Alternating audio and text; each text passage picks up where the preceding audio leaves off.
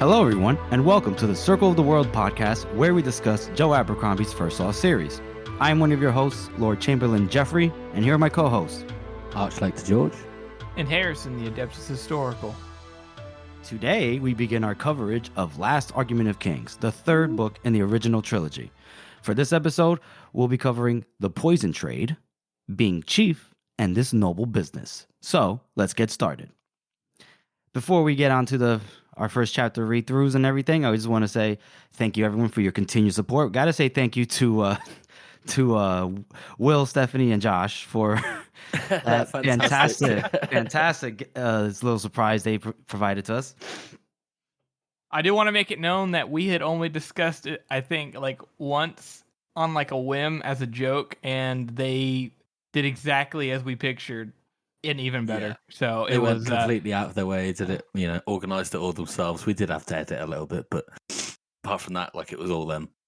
Yeah, and they were brought a tear to my eye. They were fantastic. It was like a perfect present. It really was. And I like how they reenacted all our little idiosyncrasies, like what is it? Oh, we'll cut that. My cough or my burps, and we consistently say we'll edit that bit out and never do. Yeah. me constantly messing up things, even though I'm the Adeptus Historical. Constantly getting things wrong. or George cutting in and out. That was great, and we had a great time meeting each other for the first time in person. That was fun. Which is also we were gonna hate each other. Also what? I didn't think that. I know. I was just trying to cause, friction. Cause dissension and turmoil within the ranks, my good sir. Like, wow, we got along so well, even though we thought we were going to hate each other. Isn't that crazy? Oh, wow. Yeah. Character conflict. Now I care, Yeah, we went to shooting range. We got super drunk. Great food. Yeah, we blew George's mind. He has never seen sandwiches and burgers and steaks. He was just like, what is all this? You fucking what? I've barely eaten since I got back in. He's like, I'm already shedding off pounds. You said even our fast food is better, huh? Wasn't it, guys? Oh, everything better. But yeah, no, it was a fantastic trip. We went to New York City, we went to Boston, went to Philly, and stayed in Jersey. It was a great time. It was a great time. It was awesome. Jeff was our host. Already looking forward to the next one. Jeff's a great host. I tried. I was running on fumes by the end, but I fucking tried. Driving 6-9 hours in one day will do that to you. Whatever that was, that from Boston straight to Philly. And Harrison helped. Thank you. I didn't because I'm a useless city dweller. Yeah, you can't drive. You can't drive even in your own country, let alone here. So. So, anyways, thank you all for being so supportive, because we would have never gotten together if we had this many people watching us. Let's be honest. Yeah, if it was just 4 people, I think we'd be I think we're good. We'd have petered out a long time ago, wouldn't we? Yeah, that's true. So thank you, everybody, and we'll do it again. Maybe the next time is, I don't know if it's Oklahoma next or is it the UK next. What do you think? I think we'll have to decide that. We'll have to figure it out later. Yeah. Right now, we must continue the show. Yes. So we'll move on because George is barely awake. We'll move on to our first chapter read-through of the next book, the final book in the original trilogy, and it is The Poison Trade. And here we meet back up with our good old friend, Superior Glocta.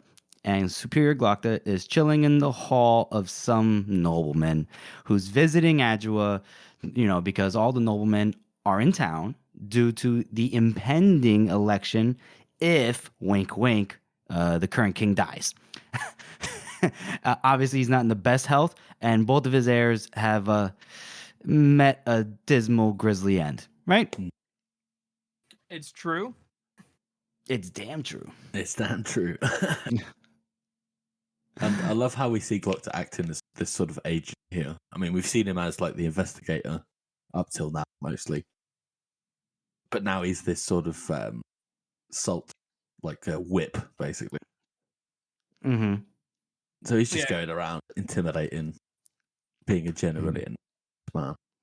I like Yeah, that you get the impression that he's been doing this over and For some over again, time. like day in, day out. Yeah. Yeah, because I think from before they're hanged up until Last Argument of Kings, it's about 3 months, right? That time period. Yeah, 3 Yeah. months. 3 months.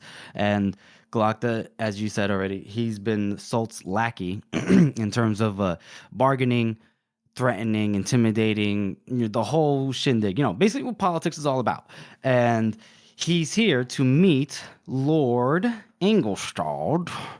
The voice that Pacey did for him in the audiobook was funny. I enjoyed it. Oh, you listened to the audiobook? I did. I read and I listened to the audiobook. So Nice. be It proud is a of good me. voice.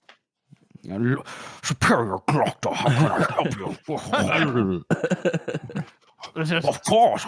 Please be seated. That's pretty good. He sounds like Gustav in the first book. Yeah. Peace, capital.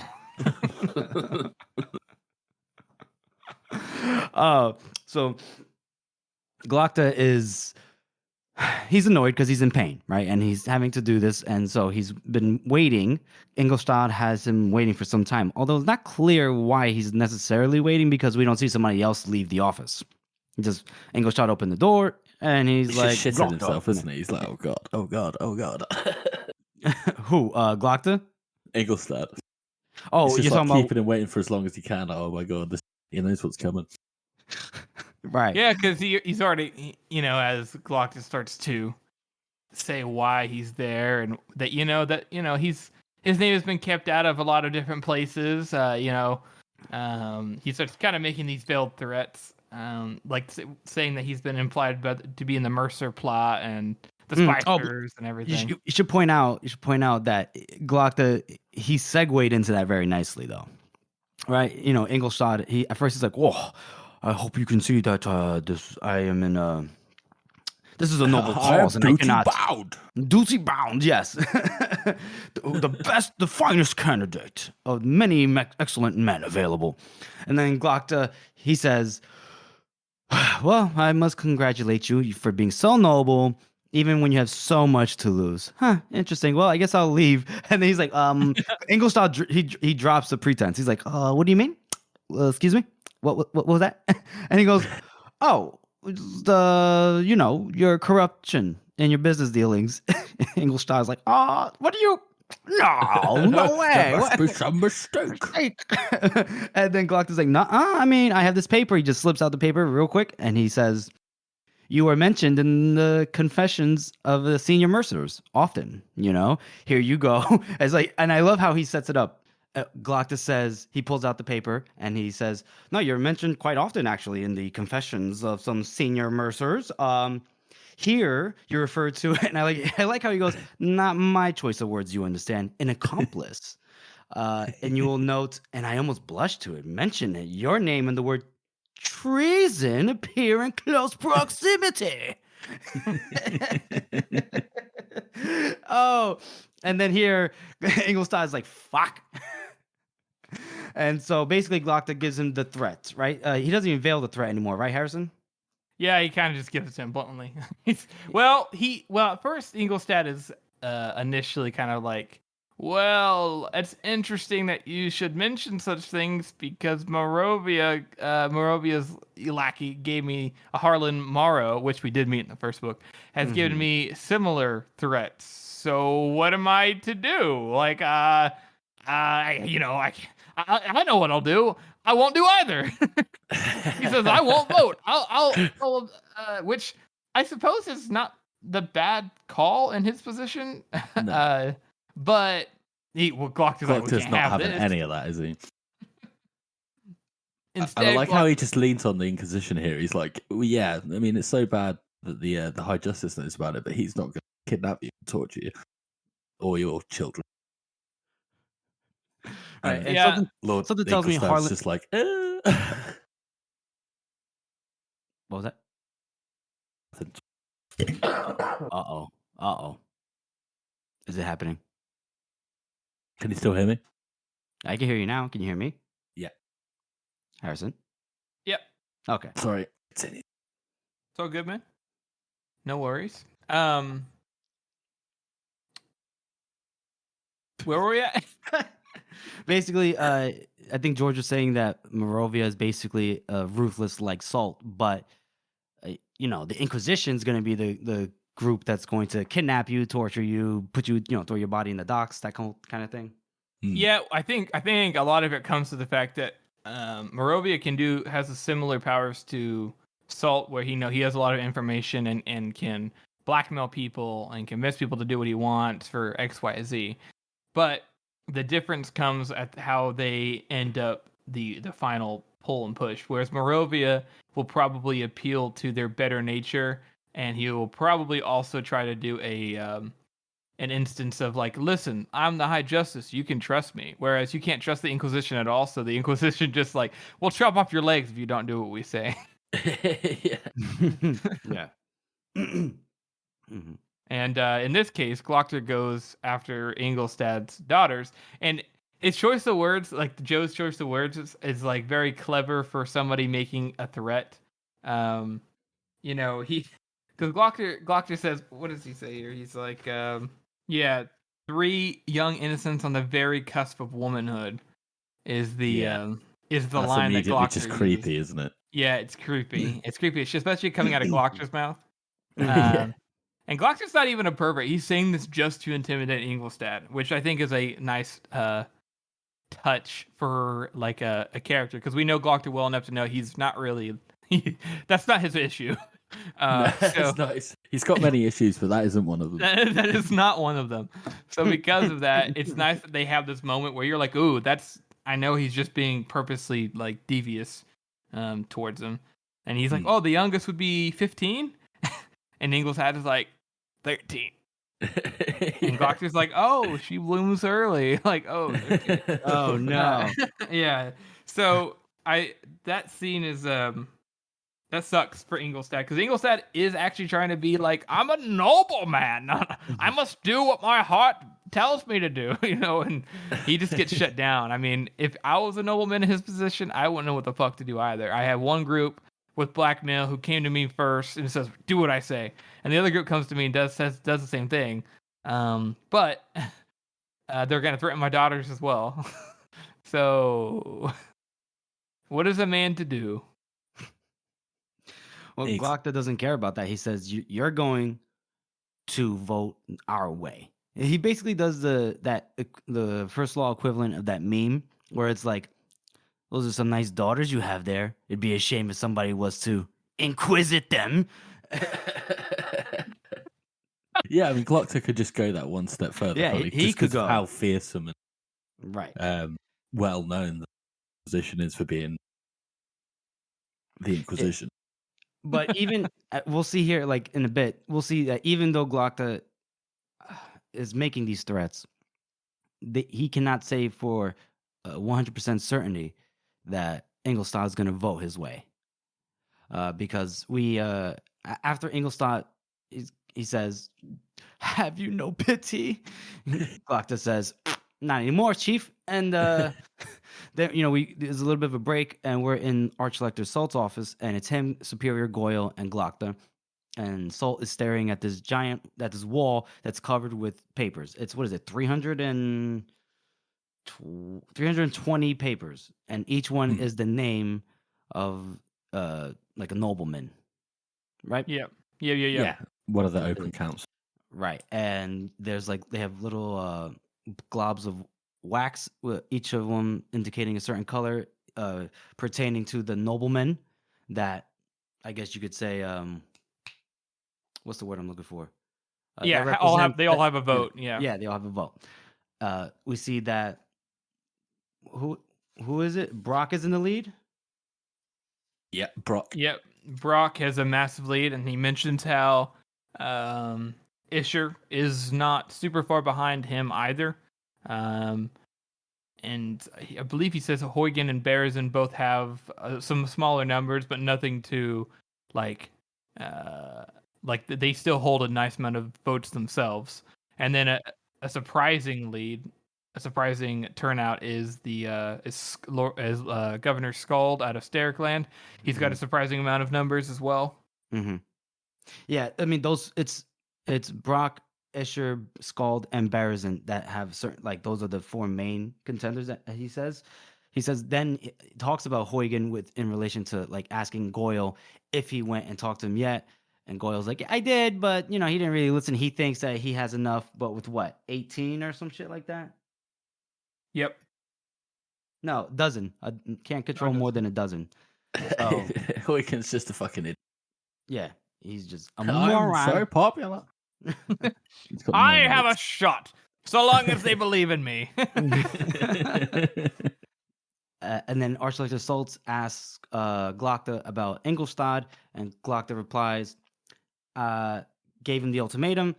I would not say with absolute certainty that he's going to vote our way, though, because Harlan Morrow, vis-a-vis, High Justice Moravia, basically made the same kind of threats. And he uses a George R. R. Martin word here. Is it fucking lick spittle? Oh, shit, that's right. Morrow? Isn't he some his lick spittle of Hoff? Lick spittle.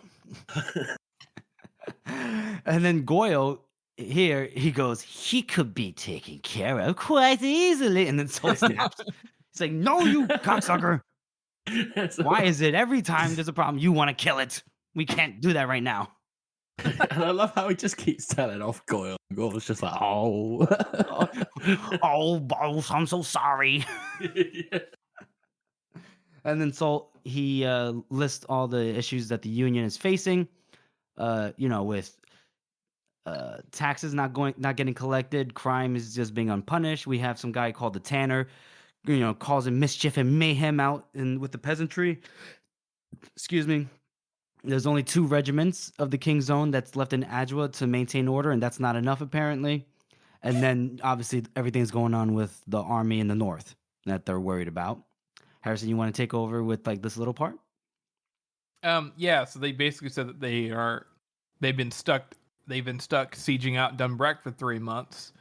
And that's probably ample enough time for Betha to regroup, which means they're probably not going to come back anytime soon. Which means they can't deal with the problems at home, and there is not going to be any kind of reinforcements coming back from the north. And I do like this little tidbit here too, because of how weak they are. That Salt basically says there's a chance that like one of the noblemen might come in with like a force of men and try to just take it by force, which is an interesting thought. Mm-hmm. George, you want to add anything? Not about this bit. Not about this bit. Okay. So so thank you for that, Harrison. We'll move a little bit. We'll talk about how Archlector he's getting frustrated because he has 25 votes, or I guess the Inquisition has 25 votes. Not necessarily clear on how this is going to work. Like, is the Inquisition going to put forth a candidate, or will they support a candidate? Do they want the people that they support? They don't know. Right now, they're just trying to have votes. That way they can have a say. Right. Which I guess is okay. All right. So Salt has 25, Moravia has 18, and for every vote that they gain, they lose one somewhere else. It's politics. It's crazy. He tells Goyle to write to Lord Governor Meade to get his support. He's gonna Salt will talk to what's his name, Huygen himself. And he tells Glockta to talk to Wetterlent, Lord Wetterlent. But it's we'll deal with them before later. This. There's a bit Goyle says, perhaps your adamant time has come to call again on our friend at the university. And he just like obviously slips out with someone he's not meant to say it. It's like, shut up! Shut the fuck up! and Glockta's right here, you dunce! And Glockta just stands there and pretends like he doesn't hear anything. Yeah, he's just staring out the window and he's just like just puts his fingers in his ears like, I didn't hear anything. I like how despite the Inquisition being like having all this leverage and making all these threats, that they still losing seats not just to Moravia, but because of Brock and like the other noblemen, this is like the first time they've actually had like real power in such a long time. Right. That they would rather invest their stuff in their own people than invest in the close council, because right now they all hate fucking Moravia and Salt anyways. So yeah, if they win, then it doesn't matter. Right, they're not happy with the closed council because of everything that happened with the Mercers, the what's that other guild, the Spicers. Yep. There was something else. There was another incident from the first book, I think, or maybe the second book, but a lot of people went down, and we all remember Brock when he goes, "This is an outrage and injustice." An insult. That's it. So yeah, so this is gonna be some fun intrigue that's gonna come up throughout this book, and so that basically is the end of the chapter when Salt he yells at them both to go out there and get him votes. What would you guys rate this chapter? Go on, Jeffrey. Oh, I give it a 4 out of 9. We'll see. Like these first few chapters of the book are very short, very brief. I think what it is there's still these are basically transition chapters until we get to the big heavy hitters. So he meets, Glockton meets Lord Engelstad, does some nice, does some not nice threatening, but he threatens him, well enough, I guess. And then we have some comedic moments with Salt and Goyle, and that's pretty much it. We get a very brief illustration of what's going to happen regarding the open council and the upcoming election for the new king through the exposition from Salt. But other than that, that's it. Yeah, 4's about right. Like you say, these the way that Joe structures his books, the beginning very rarely where very rarely slaps. Very rarely slaps, the kids say. So yeah, say about a 4. Okay, but I do like this little really, really on the nose foreshadowing Goyle. Oh, the university thing? Yeah, just like completely out of nowhere. I love how you can play it up to the fact that Goyle's like a lackey. He's like whenever somebody says, "I'm gonna beat you up," he's like, "Yeah, he's gonna beat you up." he's like the classic school bully sidekick. So I love that he says that, and it actually makes sense for his character because he's just an idiot. And it plays well into the fact that he's like, "How come every single time we come with a problem, you want to kill it?" We can't have all these bodies. I think I'm also gonna rate it a 4 out of 9. I do really like Trifecta. Trifecta. The only thing I want to add to what we're talking about is there is some also nice foreshadowing for Glokta. As is often the case with his character, he puts other people into positions that he's either been put in or will be put into, and I like that little part. Okay. Stuck between two masters. Yeah, Glockton knows how that feels. Okay, so we'll move on to our next segment, which is Best Meme of the Week. Yeah! Whoop, whoop. Georgie. Whoop, motherfucker. Well, when I was looking on the House of the Meme site and I was looking at the top this week, it's actually me. Yeah! This is a sham! I'm officially voting for myself. I want it to be known that as George falls into his full Archlector state, that he has started to make threats in House of the Meme Maker to get his meme to the top. This is not a legal institution. He totally cheated his way up to the top. Threats and bribes, eh? And bash! We corrupted him when he had his first burger, so he just all went to his head. The meme that I made it's from the end of the book, but you've read it, so go and have a look. And make sure you sign up for the House of the Meme Makers meme in every chapter next time that rolls around. Best for Cole, baby! Yeah, we're getting there. We're going to have to ask him to take a break so that we can catch up. Maybe we should. So yeah, congratulations. Good job, George. It was a good one. Me thinks there's some favoritism at play here, but okay. Well, I was going to go for the second top most voted, and that was also me. So. Boom, bitch. I've just been busy. Interesting. I've just been busy this week with memes. How lucky and fortuitous of you. Yeah, take that, Camel Boar. Oh, damn. This Camel week, Boar would Camel have been Boar has third. been more Camel like Boar would have been Camel third. Snore. Tamil snore. Tamil snore. Fuck, that Oh my god. All right. He will be All right. featured in our guest spot. Yes. Yeah. Oh, by the way, we should mention that the order of like publication with these episodes a little switch around. The next our guest spots are coming after this episode. Just a quick Due to FYI. scheduling conflicts. Yeah. Yeah. So let's move on to our second chapter read through, Being Chief.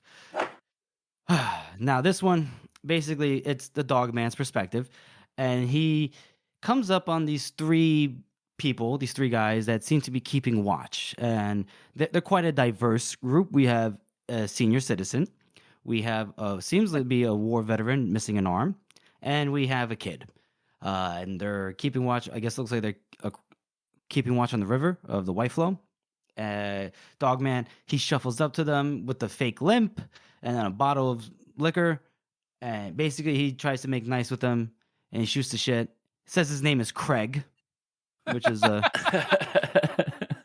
all right. It's the most normal name in the entire fucking series. Spelled wrong too, right? How is it spelled? Craig. It's Cregg. Way to first lawify it, Joe. And they're like, "Hey, Craig, sure, come join us, and as long as you give some of that liquor." They're shooting the shit. They're talking about Bethod being a mean bastard. They're talking about Rudd Three Cheese dying in the most recent battle. That Dogman's now the chief. They heard that he's a mean bastard as well, but better than the Bloody Nine at least. And They heard that he's a huge bastard. And he earned his name by biting people's noses off. No, by biting women's teats off. Oh, sorry, by biting women's teats up. My bad. I don't like how he just sits there and he goes, "Do they now?" Do they say? It's like, what? That's furious. That ain't me. And basically, they're chit-chatting. And basically, Dogman says, "Yep, you got to support your chief no matter what they ask you to do. Shame, you guys all seem like nice guys." And they're like, "What? What you mean by that?" And then that's when Dow sneaks up behind the kid, just cuts his fucking throat open. Grim takes out the one-armed guy, and Dogman stabs the old dude.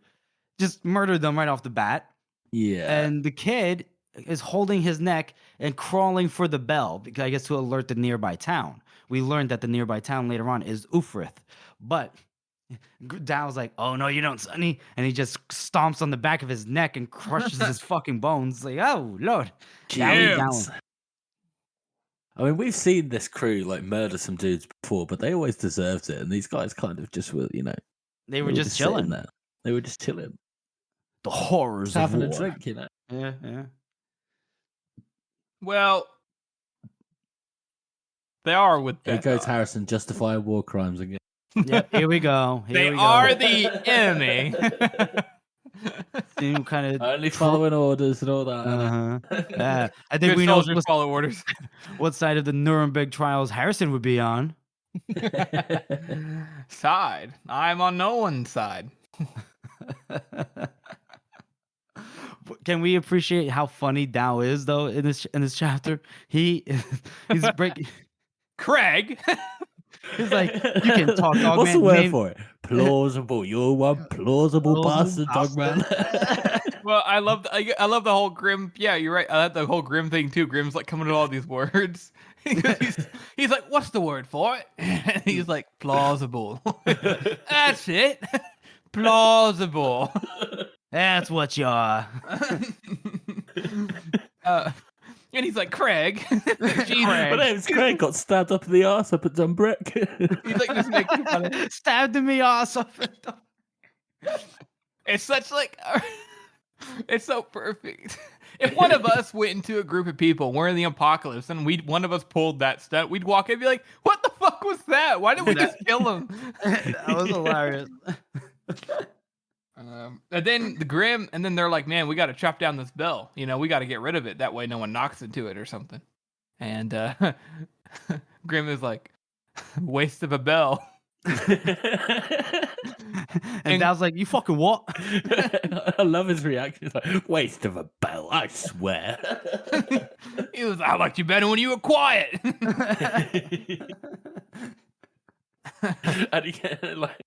And then like a minute later, he's still like, waste of a bell, by the fucking dead. He's like so annoyed by it. Oh, and then we see that Dogman does like some signals with the lamp. You know, he covers it, uncovers it, whatever. And it basically means that Shivers and the boys, they come in via boats and they tie bags of straw around the boat so that when they come against the wood, they don't make too much noise. And then they all split up into groups. They all have specific tasks to do to make sure that they take the town by surprise with as few casualties and deaths as possible. You have Dow leading a group, you have Toll leading a group, Shivers, Grim, and Dogman, right? I believe.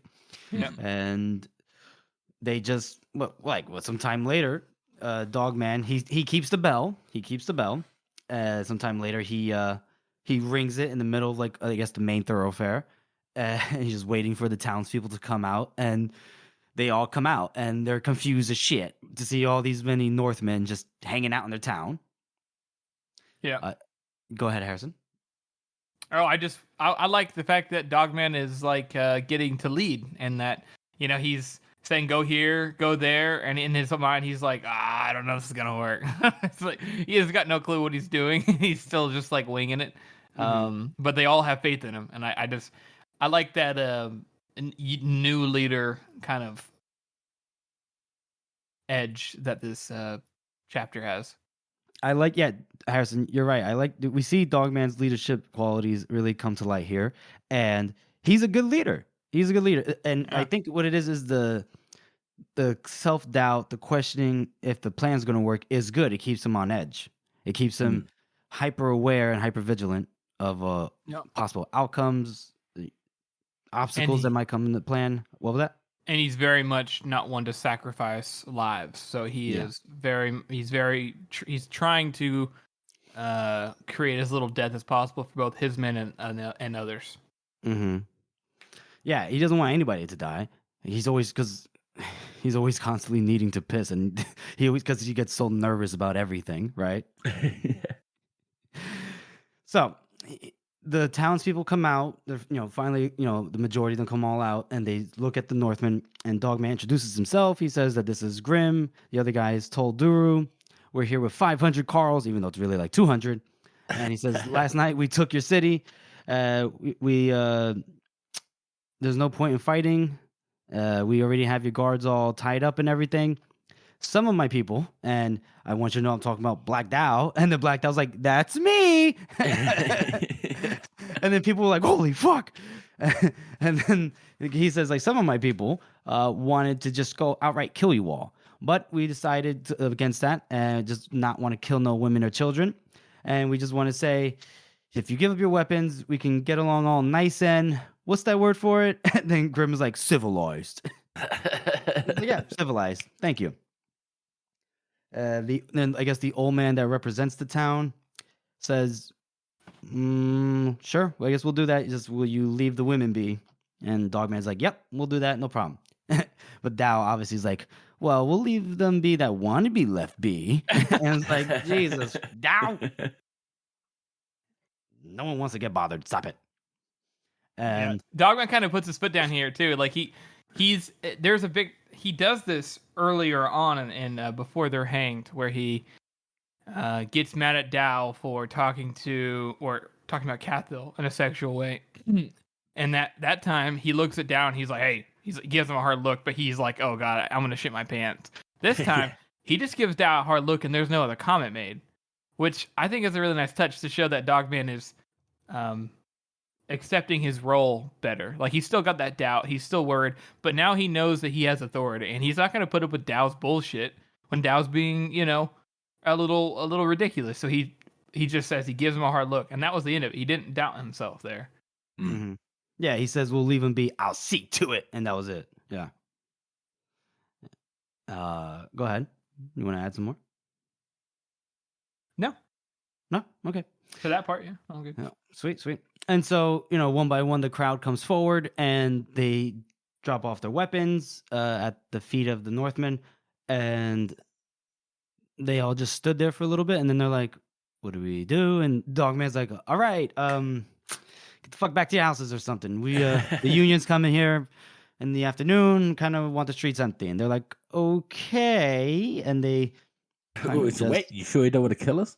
and they're like, "Oh, interesting. They're not going to kill us. Look at that. All right." Yeah, they're just waiting for it. They live in the north, and so used to everyone just getting murdered as soon as you get invaded. They're like, well, this is it. And Toll gives Dogman a nice compliment. He says that nicely done. Three Trees himself couldn't have done it better. That's nice. And then Dow kind of comes up again. And he says, "Well, about the women, if you're asking my opinion," and Dogman says, "No, I am not. Thank you very much." And then we hear a woman asking around, "Have you seen my son?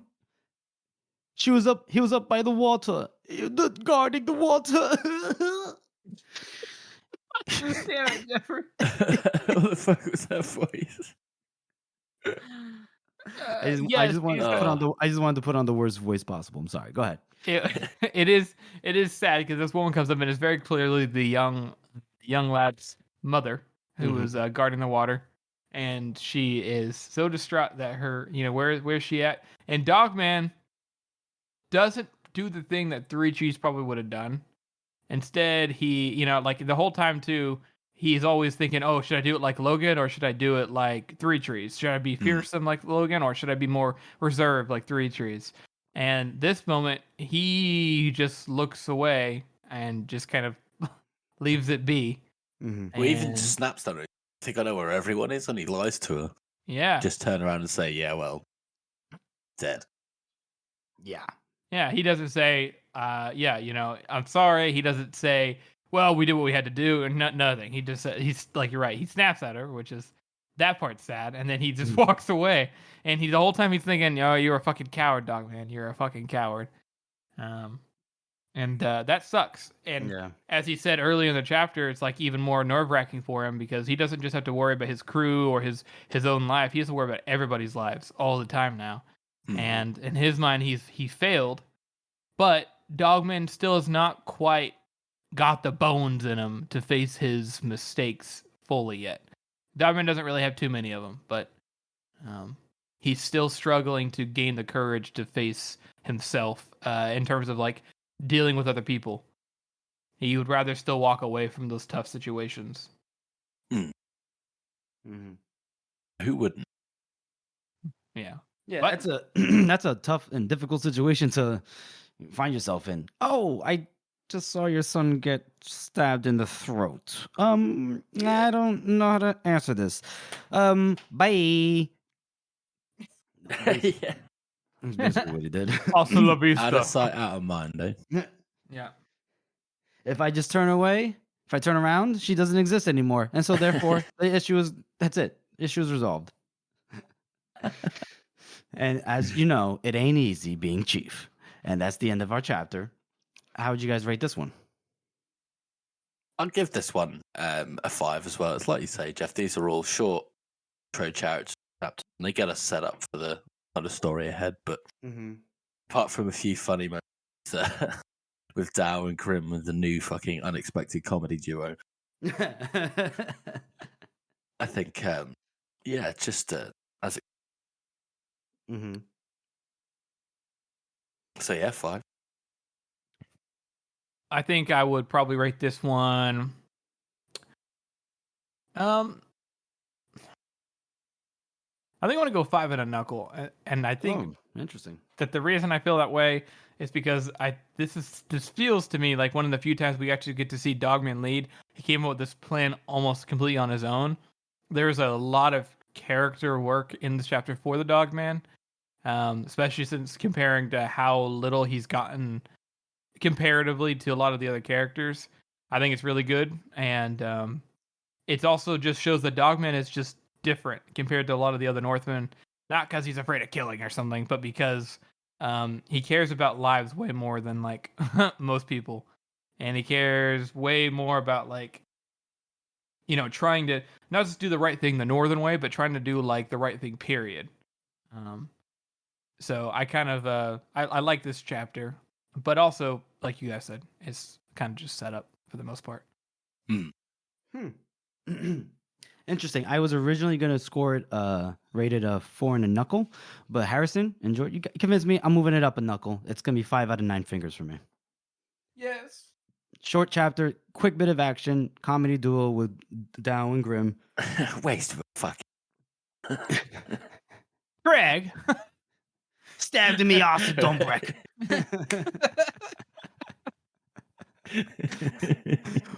And the character growth in this short chapter, from Dogman's perspective, Harrison, that you pointed out, I'll give it a 5 out of 9. So excellent, nice. Now we will move on to our character spot, and you want to take this away? What we've got, Lord Ingolstadt, who is we don't see a huge amount of him. All we know is he's been involved in some shady shit in the past. With the Mercs, it's all what the Inquisition now refer to as shady shit. Gonna rewrite that history. And it's only shady in post, right? Yeah, exactly. Yeah. So he's been put into a very fucking hard situation. Yeah, I like that it's noted that he's basically, whenever he's working with the Mercers and stuff, he's just trying to reverse his family's misfortunes.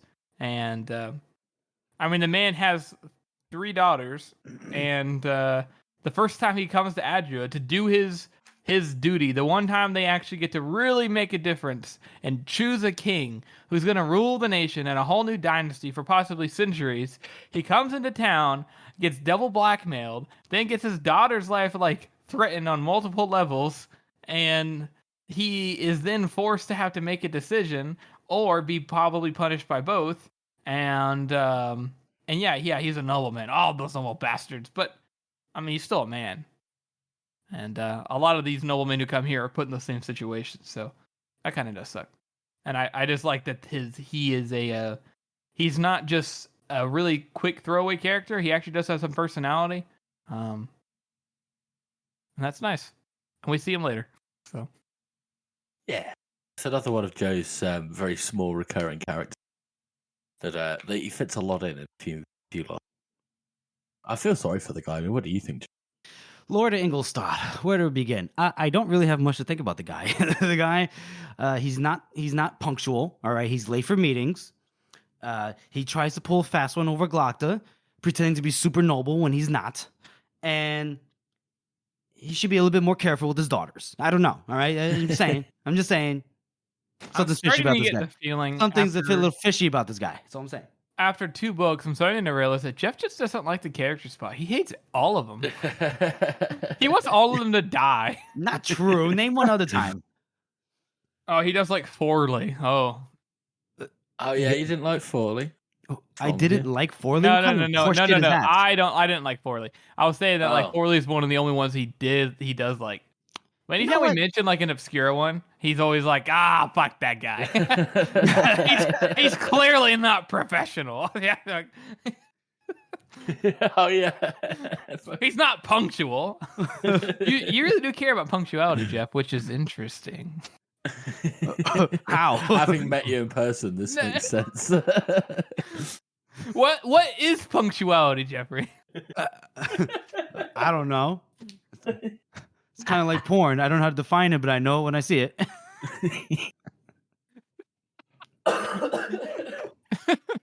That's an oddly good analogy. Yeah, what the fuck, man? What a Joe Abercrombie analogy. I like it. Oh, wait, thank you. Anyways, that's Lord Ingolstadt. Man, he better between a rock and a hard place, and maybe he should be a bit more punctual. Yeah, and he better vote the way Glocta wants him to vote. Yeah. Mm-hmm. Glocta's a good guy. Yeah. Obviously, he's the hero of the story. Oh, God. All right, let's move on to the 3rd and chapter read-through. Wait. It is the 3rd and chapter. That made no sense. Englishy wise. Hold on. Jesus, you're digging yourself a bigger hole, bro. I know. All right. Let's move on to the third chapter. Oh my god. I need a cigarette. All right. Our third in chapter. Let's move on to our third chapter read through, This Noble Business. And here we start off with Major West, Colonel West. It's Colonel. Colonel West. Whatever. I keep track of these. He got promoted. All right. Good for him. That was like a whole book ago. Come on. Yeah, it's a whole book ago. Bob Jeffrey. So we meet up with Colonel Cullum West, and he's with Jallenhorn, and they're going through the gates of Dunbreck. Seems like General Croy's forces have managed to break through the siege and take down the fortress. And let's just say that the Northmen there made some interesting design choices. They had I guess we could say they were interior decorators over east of the Crinna, right? Yeah, these guys actually weren't soldiers. They were fucking interior designers. Looking for work outside their perspective normal institutions. Yep, and all they had to work with were the bodies of Union soldiers. So they're like, well, if we're going to show off our skills, we're going to do it right. Yeah, so they basically took a whole bunch of the all the men that were originally captured by now, like a year ago, and when they very first took the fortress of Dunbreck, and they strung them up and cut the bloody cross on them, and they just left them there. And then themselves, all throughout the fortress, they were starving because they didn't have enough food to eat, because the North is not known for its food production, and they were in siege for 3 months anyways. And despite the fortress being pretty much impenetrable because of Union engineering, and the walls apparently are indestructible to catapults and trebuchets, they still got in. The Union did, even though the defenders are probably going to starve soon. But they were able to get in just by chance. You want to explain how that happened? George? Sorry? Do you want to explain how by chance they got into the castle? They basically figured out that there was a gap in the watch. So there was a bit where one of these walls is not being watched properly. So to do the whole Mission Impossible thing, get a grappling hook over and open the gate from the other side. Give me a dozen good men and I'll impregnate the bitch. Exactly. I like to think that guy who got inside there with his men was Sergeant Forrest, but that's just me, because Sergeant Forrest is a badass and a hero. A headcanon. Yep. Except Sergeant Forrest is in Midland when. No, he's not. Oh shit! No, wait, no, wait. When the army's still in the north. Oh, you're right. He is. Damn it. He is. Ha! Fuck your theory. No. Calling my theories tinfoil. That's some tinfoil right there. Anyway, so they're just like, damn, this place is fucked. Like, it's in terrible condition. There's fucking bodies everywhere. They've fucking strung up these disemboweled guys. It's not like it's like a message to anyone else. They've just done it for themselves. Yeah. And it's just like, what the fuck? Like, I can imagine if they're like, making like an example of them, so the people are, don't do anything bad, or you end up like them, or something like that. But it's not. It's just they're doing it for their own fucking entertainment. Well, right. Bethod originally took it, and he took the fortress, and obviously it's a pretty strong fortress, so they took it, and more than likely he did that to like show them off. But it is weird that the men in the Crinna just left them there for fucking ever. Right. Especially when you're in a siege and disease is already a problem. Yeah, which they see. You just sit there like, love the smell of rotting corpses in the morning. just dropping down their guts, just right in my face. It's lovely. Not necessarily the most forward thinking of the Northmen. That's why they're called wild men. Savages out east. And we see that 3 of the bodies have no heads, and we can kind of put two together that they might be the 3 heads together. 3 and 3 together, all right. And they might have been the heads that Marshal Burr got back then, remember? Yeah, inside of the blade itself. Yeah, Bethod's first signs that he was coming. The 3 gifts. And Then Wes is like, all right, this is sickening. Just tell somebody they get $10, 10 marks if whoever brings down the bodies. And the guy that Wes was talking to, this random soldier, was like, 10 marks? Somebody bring me a ladder. Yeah, I like that implication too. That like Wes is always like, "Oh, I'm just such a tough soldier. I've seen real shit. You know, I'm a man. I'm better than other men." He's like, "Oh man, this is kind of gross." And then obviously the sergeant, who's always been on the front lines, always having to see this shit, is like, "Oh yeah, this doesn't bother me at all, bro.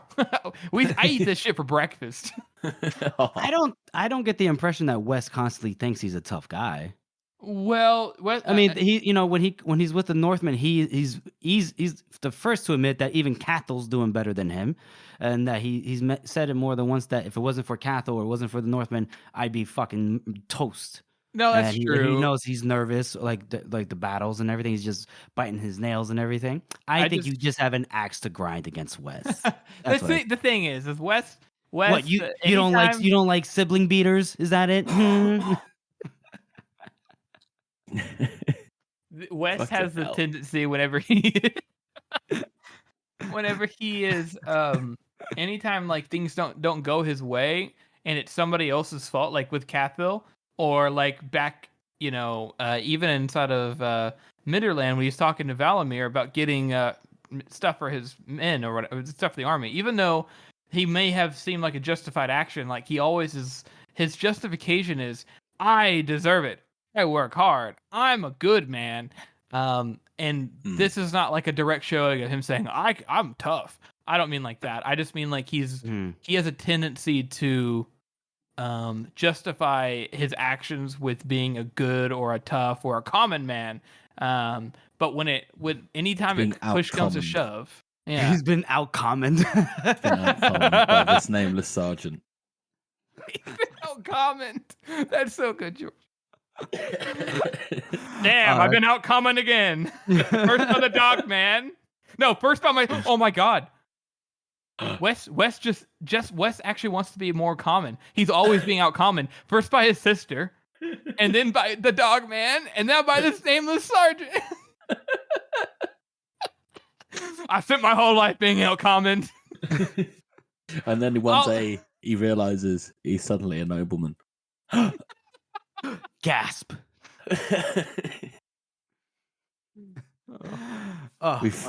We've unveiled one of the hidden themes Joe put down almost 15 years ago. The desire to be poor?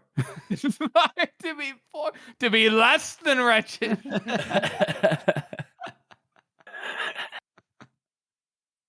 I'm not as wretched as I could be.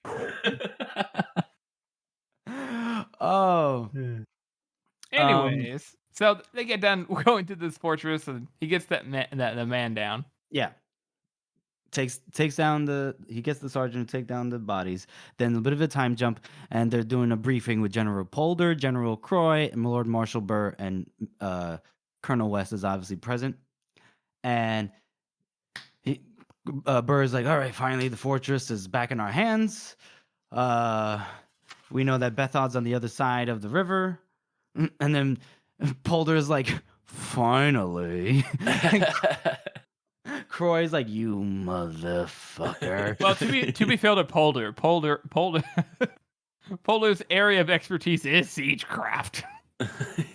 Really? I thought it was Croy. No. Polder says my siegecraft is my particular area of expertise.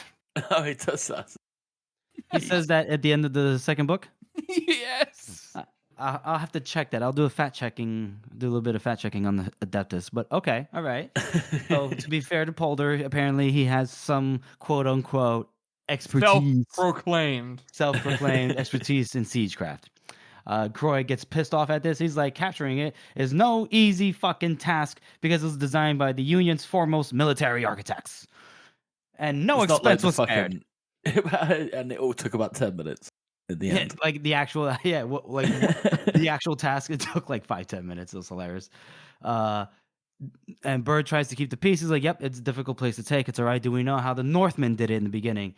Croy says that none of the defenders survived to be able to to tell them how they fought to the last man, I guess we could say. Basically, he says it's in poor condition right now, though. Repair's going to take a while. Hmm. And Burr goes, oh boy. And they want us to go into the north as soon as possible. We're talking about the close council. It's to give positive news for the citizenry. And Polder's like, well, the capture of Uthrith has made us so much more stronger. We did it, without a single casualty, we were able to do it. And then West goes, I'm pretty sure it was Dogman who did that, and Paul just like. Yeah, Polder was like, they played a part. And then West goes, their leader, the Dogman, came to us with the original plan, executed it himself with his own men, and delivered the town to you. Its gates open and its people compliant. That was my understanding. Polder gets pissed. Polder gets pissed. Just got this little shit-eating scum smile on his face. It's like, Colonel, the fact that we have it as our position in our possession is surely the issue here, not precisely who did what. Burr's like, oh my god. He's like, Burr's like so exhausted in this scene. Like, yeah. Every single time it mentions Burr, he's like, his tired face, his worn out voice, his slumped body. He's just like so fucked. Yeah, because we do have to make. Just had fucking stomach cancer. Yeah, we do need to make more. He still does, man. He still has. He's just had a fucking episode, or it's like 3 months ago. But he's got something. We know it was 3 months ago from the battle of. Yeah. What a pussy. What was the name? What was the name? What was the name of the battle? Still not over. It was Dumbreck. Battle of Dumbreck, bro. It was the Battle of Dumbreck. This is just the siege of Dumbreck. Okay. Yes. Yeah. So obviously 3 months since he had that incident where he threw up black vomit, and he's lost a lot of weight. His uniform doesn't even fit him. It sags on him now.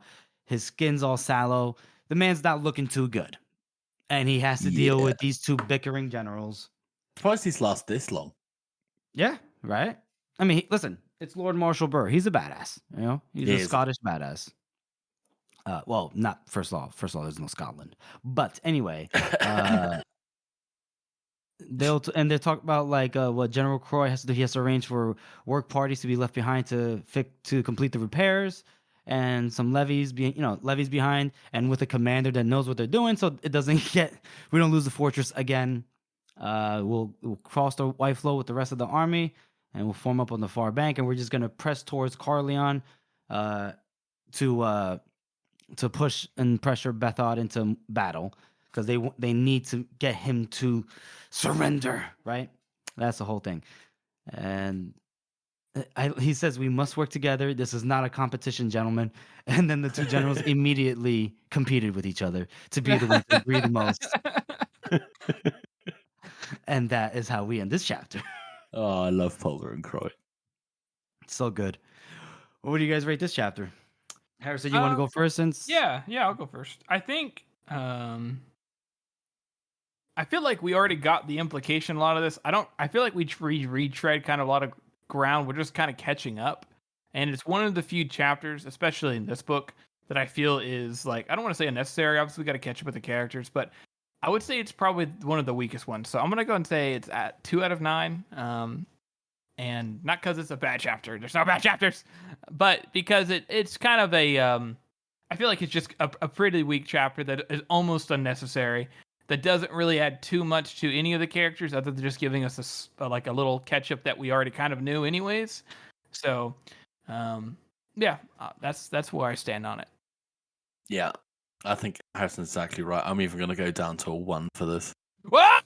Because it's just the two scenes. And I love Polder and Croy, but we already knew most of this stuff, like, from the last book. We knew what was going to happen. Yeah. Stock. Well, just because I like sequences, I'll give this a 3 out of 9. Just because you like sequences. That's not what we do this, Jeffrey. It's the way I do it. I'll tell you that right now. If you want it to be a real sequence, it should technically be a 1.5. A 1 and a knuckle. I like whole numbers sometimes. Only sometimes. Only sometimes. Alrighty. I mean, yeah, just because like you said, 2 scenes, that short of a chapter. I mean, they're all 2 scenes, I think, if you think about it. But less happens. I don't know. I think just about the same amount happens as in Gloctus chapter. Some conversation, a meeting with your leader. It's pretty much the same thing. Just give it a 3 out of 9 for me. So yeah, that's the third and final chapter read through. Now we move on to our next segment, which is the community interaction segment. Harrison, take it away. So I did. It's been a while since we posted, so I posted instead of just doing like the North, I put preferred place to live like for the Union, and I was actually kind of surprised by the outcome this time. I didn't know what was going to win, but it turned out to be very interesting.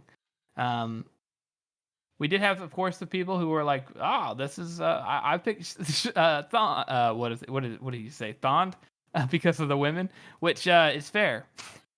That's a good vote. And I did It's not in the Union, though, is it? It's not in the Union. I did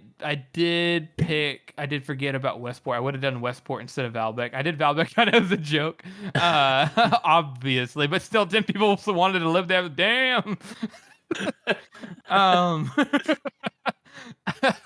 But I would have done Westport, but I don't think it would have done too much better, judging by how popular Midderland, countryside, Adua, Stericland, England, and Dagosca. Adua won with 92 votes compared to Midderland right behind, like the countryside, with 80 votes. I'm really surprised by that. England, which is interesting as well, seeing as England is had to deal with like what, like 2 massive invasions in the series, and a lot of people like, yeah, you don't ever actually get invaded, but there's a lot of chaos involved. Also, it's like those guys that are like, oh yeah, no, I could definitely move up to Alaska, just live in like the wild. Well, the bottom third of England is fairly okay. It's that's all right. It's like The England. bottom third. Yeah, exactly. Bottom third. Somebody said, the Goska, I bet in peacetime was actually a pretty cool place to live. Other than the heat, yeah, I think it actually would be pretty cool. And the racism. Well, yes, the racism, but I think kind of what he was implying is like, if you are, if Dagosca has a city on its own, like if you just live there, like before the Union, I bet it was, hella nice. And Stericland got 26 votes, which I didn't think Stericland would do that good, which I suppose it didn't. But all those rebellions, there's a lot of rebellions. Like every single book, they're like, "Oh, we just put down another rebellion in Stericland." Every single book. Yeah, but doesn't that comes later on in the series? Those rebellions. No. No, they've mentioned it in these as well. Burr specifically states that. In the first book, he does mention that he came to prominence in the Starkland rebellion. Yeah, right? He dealt with that. Rebellions. Yeah, he did have to deal with a lot of rebellions, and then inside of obviously Red Country, they had to deal with a rebellion, and then same thing inside of a little hatred too. They just had to get done dealing with another Stericland rebellion. Actually, during the entire Age of Madness trilogy, it seems like they're having not deal with constant rebellions, but constant unwest a lot. So Unwest. Was there something funny? But anyways, I'm glad to be doing the polls again. It was interesting to see because a lot of people. I would have picked Midland Countryside myself because it's nice and. I was actually watching this as it was developing, and Midland Countryside was in the lead for a long time. Yeah. And Until I was all the surprised that city people folk pick came it. in. Yeah, fucking city. Well. Interesting. Say one thing for Adua though. Say it's got opportunities. Does it? Okay. What? What? I'm just saying. It does. Well, Yeah, I mean, all right. If you say so. I Well, mean, compared to everywhere else in the entire circle of the world, is there another place with better opportunities? What, are you gonna go to fucking the temple and shop and become a eater? Oh, what a great opportunity! Are you gonna go to the Union and fucking become a miner or get raided by Northmen? Or are you gonna go to Sterkland where you're gonna get fucking killed by people who are like freedom for Sterkland? Oh, maybe the Far Country where it's completely lawless. Where else, Jeffrey? I don't know. Stereo? I kind of like Dagoska, I guess. You know, I don't know. Oh yeah. Where you can get either people you're gonna be a racist or you're going to be racisted. Nah, you know, I think I like East of the Krina actually. I get to be my own. I get to be the interior decorator I always wanted to be. Nice callback. Thank you. Jeff's like, I'm thinking skull. Everyone's like, ooh, skulls. I prefer human flesh draped over a tarp. No, even better, as the tarp. Or as a dress. Oh my god. We're done. We're done. We're canceled. That's our show, everyone. We want to thank you all for listening and supporting this podcast. As you know, this is a passion project for the three of us, and your support really does mean a lot to us. Join us next week as we have special guest Tam L. Boy. Woo! Woo woo. And make sure you follow us on social media. We're on Reddit quite actively. We're on Instagram not as actively. And we have a website that's not working properly, but it's thecircleoftheworld.com. You do. And if you haven't already, please subscribe to our podcast on Apple Podcasts, Spotify, Google Podcasts, or any podcast app that you use. And please make sure to rate and review this podcast as it helps to spread our reach. Thank you all again for listening. Waste of a bell by the fucking dead.